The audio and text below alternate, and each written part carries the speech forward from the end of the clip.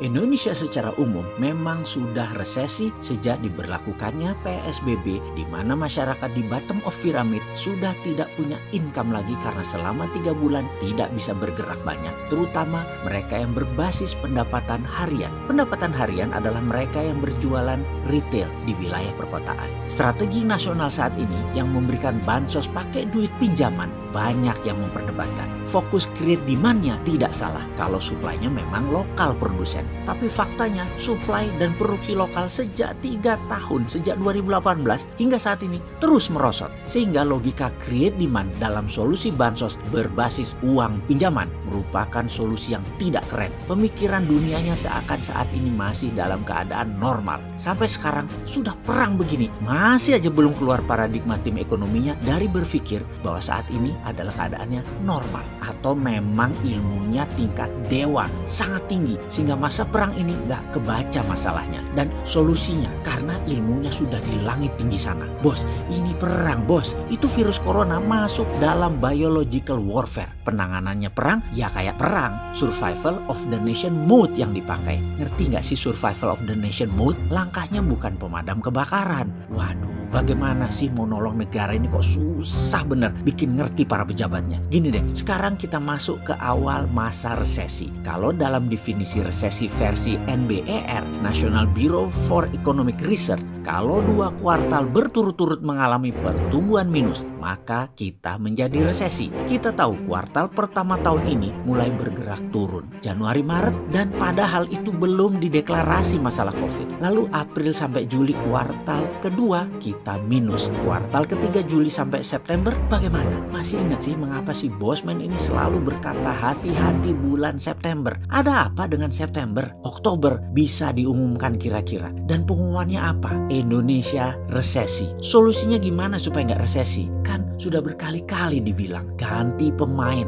secara total. Pemain cadangan masuk dan pemain lama tanggung jawab yang bikin screw up ini semua bangsa ini mereka. Kalau masuknya nanti Oktober atau setahun kabinet jilid 2 ini bekerja, wis kasep sudah telat. Pasti 2021 semester pertama akan terus merosot, melambat terus ekonominya. Saat ini ada yang membanggakan kita surplus perdagangannya. Jujur, mau nggak kebanggaan surplus perdagangan tersebut kita buka rahasianya? Biar paham bahwa data tidak salah, tetapi data bisa dilaporkan dengan cara berbeda agar hasilnya terlihat bagus. Begini melihatnya, perdagangan surplus. Oke, dia surplus karena importnya menurun drastis. Mengerti? Sementara kita tahu import Indonesia 70% adalah bahan baku produksi. Kalau bahan baku produksi menurun tajam, artinya Indonesia tidak bagus produksinya. Artinya apa lagi? Bulan-bulan ke depan ekonomi nambah turun karena indikasi impor tadi. Jadi biar dibilang terlihat keren,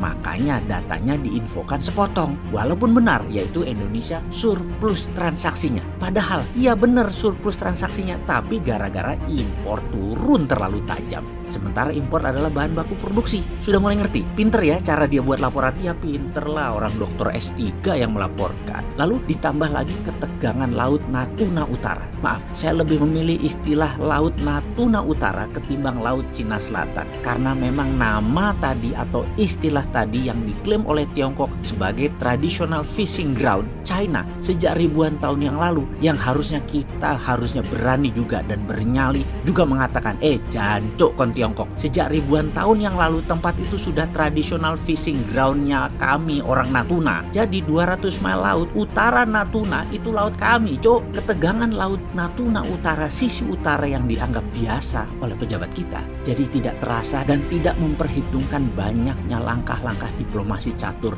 atau malah ngajak damai. Ini lucu, damai di negara yang dua-duanya perlu perang. Kok nggak nyandak ngelihatnya? Asli ini lucu. Bos, mereka berdua memang mau perang, tapi perang ala mereka. Yo mikir dikit lah wahai pejabat. Jangan polos-polos banget bernegara itu. Si Jinping itu punya kartu truf untuk Biden. Biden dan anaknya itu pendosa yang kartunya sudah dipegang si Jinping. Oke, kita ajari pakai bahasa vulgar sekalian, ben ngerti sampean iki. Gini melihatnya, ada pejabat pas lagi kunjungan ke luar negeri, malamnya dikasih cewek bahenol seksi, syahwatnya dilampiaskan. Lalu pihak tuan rumah rekam semua adegan ranjang tadi secara secara rahasia. Lalu beberapa tahun kemudian dibocorin dikit. Ingat nggak adegan ini ke pejabat tadi? Langsung itu pejabat bagai kerbau dicucuk hidung. Nurut sama bokhirnya sudah. Mati aja loh kalau udah kayak gitu. Pejabat di banyak negara yang terima suap Tiongkok itu lebih dari 70 negara di dunia ini, dan lengkap dokumennya pihak Tiongkok punya. Kapanpun mereka pakai bisa. Di sisi Biden sama persis. Sehingga Xi Jinping akan bilang sama Trump, lu mau jadi presiden lagi? Huawei 5G Cina yang kontrol ya. Gue beli gandum sama kedelai lu bulan September Oktober tahun ini biar dapat dukungan dari para petani yang merupakan 20% suara rakyat Amerika. Kemudian persis seperti Rusia, dalam satu malam sebelum Pilpres 2016, segala dosa Hillary Clinton, email-email negara yang masuk ke ranah pribadi Madam Secretary disikat sama Rusia, disebar. Bubar langsung kepercayaan terhadap Hillary dan Trump menang. Apa Trump nolak tawaran Xi Jinping itu? Pasti disambut baik dan perang dagang untuk sementara posisinya draw sama kuat. Trump presiden lagi. Mungkinkah dengan strategi begini ternyata Biden tetap menang? Lalu Tiongkok bagaimana? Adalah langkah Tiongkok yang tetap bikin Joe Biden nggak bisa apa-apa. Malah negara lain kejepit efeknya. Tahu kan langkah Biden dan Tiongkok apa? Terus Indonesia bagaimana?